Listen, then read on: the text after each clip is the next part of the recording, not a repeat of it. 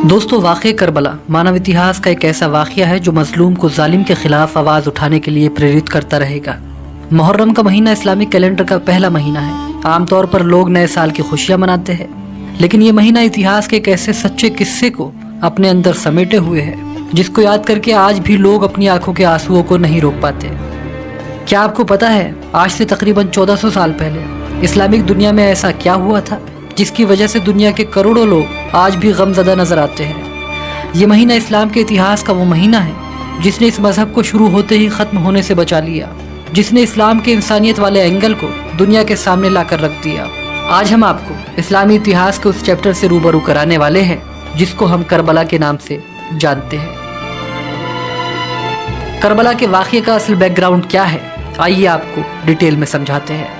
دوستو، کسی بھی کہانی کے انت کو سمجھنے سے پہلے یہ پتہ ہونا بے حد ضروری ہوتا ہے کہ اصل میں اس کہانی کی شروعات کہاں سے ہوئی تھی۔ اسلام کی کہانی کربلا تک کیسے پہنچی، اس کی بھی ایک لمبی داستان ہے۔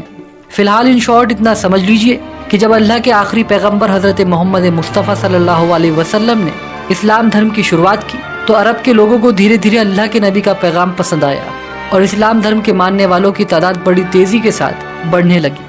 صرف اتنا ہی نہیں، دیکھتے ہی دیکھتے اسلام دھرم پورے عرب جگت میں پھیل گیا۔ یہاں غور کرنے والی بات یہ ہے کہ اللہ کے آخری نبی نے اپنی زندگی میں یہ اعلان بھی کر دیا تھا کہ وہ اللہ کے آخری پیغمبر ہے اور ان کے بعد پیغمبر آنے کا یہ سلسلہ ختم ہو جائے گا۔ آپ کی معلومات کے لیے بتا دیں، حضرت محمد مصطفیٰ صلی اللہ علیہ وسلم کی ایک بیٹی تھی جن کا نام فاطمہ تھا۔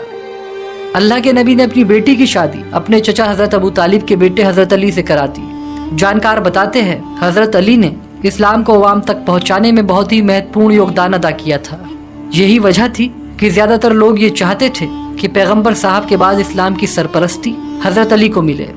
کئی لوگوں کا یہ کہنا ہے کہ اپنے آخری حج سے لوٹتے وقت غدیر خم کے میدان میں اللہ کے نبی نے اپنی زندگی میں ہی اس بات کا اعلان کر دیا تھا کہ میرے بعد حضرت علی ہی اسلام کے لیڈر ہوں گے، اور وہ باقاعدہ اس بات کو لے کر اللہ کے نبی کی حدیث اور ثبوت بھی پیش کرتے ہیں۔ خیر، جو کچھ بھی ہو، جب 8 جون سن 632 عیسوی کو اللہ کے نبی کی وفات ہوئی تو کچھ لوگ ستا کے لالچی ہو گئے۔ یہاں آپ کو بتاتے چلے کہ اصل میں کچھ لوگ اسلام دھرم میں ایسے بھی شامل ہو گئے تھے جو پہلے تو اسلام کے دشمن تھے، لیکن جب اسلام کی بڑھتی طاقت کے سامنے ان کی ایک نہ چلی تو انہوں نے بھی اسلام دھرم کو قبول کر لیا۔ جانکار بتاتے ہیں ان کا مقصد صرف اور صرف اسلام کی بڑھتی طاقت کا استعمال کرنا تھا۔ اسلام کے انہی لوگوں نے حضرت علی کو نبی کا وارث ماننے سے انکار کر دیا اور خود ستا کی کرسی پر جا کر بیٹھ گئے۔ انہی لوگوں میں سے ایک شخص یزید کا باپ معاویہ بھی تھا۔ اس طرح اسلام دھرم کے ماننے والے 2 خیموں میں بٹ گئے۔ ایک تو وہ لوگ تھے جو حضرت علی کے ساتھ تھے، دوسرے وہ لوگ جو ان کے خلاف تھے۔ فی الحال یہ سلسلہ یوں ہی چلتا رہا۔ آخرکار بعد میں جا کر حضرت علی کو اسلام کی خلافت دی گئی اور کچھ اس طرح وہ مسلمانوں کے چوتھے خلیفہ بنے۔ دوستو، حضرت علی کے 2 بیٹے تھے، ایک کا نام تھا حضرت امام حسن اور دوسرے کا نام تھا حضرت امام حسین۔ امام حسن حضرت علی کے بڑے بیٹے تھے، اس لحاظ سے آگے چل کر امام حسن ہی اسلام کے خلیفہ بننے والے تھے، لیکن اس وقت سیریا کے گورنر معاویہ نے حضرت علی کے خلاف بغاوت کر دی۔ اس کا نتیجہ یہ ہوا کہ معاویہ حضرت علی کے بعد اسلام کا اگلا خلیفہ بن گیا۔ دوسری طرف آگے چل کر امام حسن کو بھی ایک سازش کے تحت زہر دلوا کر شہید کر دیا گیا۔ کہتے ہیں جھوٹ، فریب، لالچ اور دھوکے سے ستا حاصل کرنے والوں نے یہی سے کربلا کی بنیاد رکھ دی تھی۔ اب سوال آتا ہے یزید کون تھا؟ تو آپ کو بتا دیں، یزید معاویہ کا بیٹا تھا۔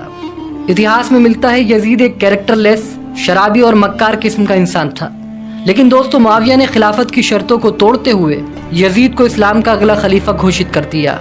کل ملا کر کہے تو معاویہ کے اس اعلان سے یزید جیسا انسان اسلامک سطح کی کرسی پر بیٹھ چکا تھا۔ معاویہ کی مرتیو کے بعد یزید نے اپنی سینا کی سہایتا سے اسلامک دنیا کو یہ ماننے پر مجبور کر دیا کہ وہی ان کا خلیفہ ہے، لیکن یزید کی طاقت اور جھوٹ کے سامنے ایک شخص دیوار بن کر کھڑا ہو گیا۔ اس شخص نے یزید کی بیعت ماننے سے صاف انکار کر دیا۔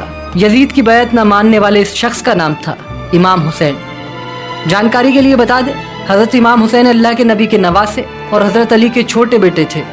امام حسین کا جنم اسلامک کیلنڈر کے مطابق 3 شعبان کو، تو وہی انگریزی کیلنڈر کے انوسار 8 جنوری سن 626 عیسوی کو ہوا تھا۔ اب سوال یہ آتا ہے کہ حضرت امام حسین نے یزید کی خلافت کو کیوں سویکار نہیں کیا؟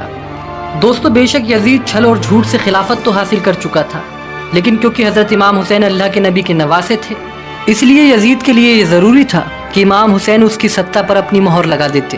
اگر امام حسین یزید کی بیعت کر لیتے تو پورا اسلامی جگت یزید کی ستہ کو اسلام کی ستہ سویکار کر لیتا اور یزید کو اپنی حکومت پر عوام کی رضامندی بھی مل جاتی اور اسلام ہمیشہ ہمیشہ کے لیے ایک شیطانی قانون بن کر رہ جاتا۔ جانکار بتاتے ہیں کہ حضرت امام حسین اس بات کو بخوبی جانتے تھے اور اسی لیے انہوں نے یزید کی بیعت سے صاف انکار کر دیا۔ اس کے بعد یزید نے ہر طریقے سے امام حسین پر اس کی ستہ کو سویکار کرنے کے لیے دباؤ ڈالا، انہیں قتل کرنے کی دھمکیاں بھی دی، لیکن حضرت امام حسین اپنے فیصلے پر اڑے رہے۔ تمام پریاسوں کے بعد بھی جب یزید کو یہ سمجھ آ گیا کہ امام حسین اس کی بیعت نہیں کریں گے تو اس نے امام حسین کو قتل کرنے کا پلان بنانا شروع کر دیا۔ دوسری طرف جب امام حسین کو یہ پتہ چلا کہ یزید انہیں ختم کرنا چاہتا ہے تو انہوں نے 4 مئی سن 680 عیسوی کو مدینہ چھوڑ کر مکے کی طرف جانے کا فیصلہ کر لیا اور وہ کعبے کی طرف روانہ ہوئے۔ یزید کو جب امام حسین کے کعبے کی طرف جانے کی خبر ملی تو اس نے کعبے کی طرف اپنی فوج بھیج دی۔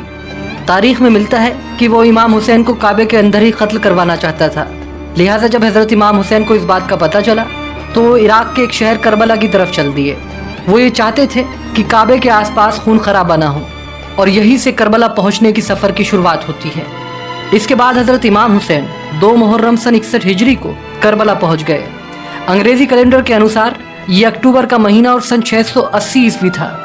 امام حسین یہاں اپنے پورے پریوار کے ساتھ آئے تھے، ان کے ساتھ ان کے 72 ساتھی، مہیلائیں اور بچے بھی تھے۔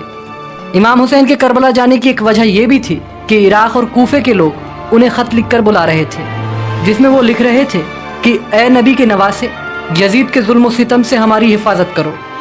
یہ کہتا ہے کہ کوئی نبی نہیں آیا، نہ کوئی قرآن ہے، نہ کوئی اسلام۔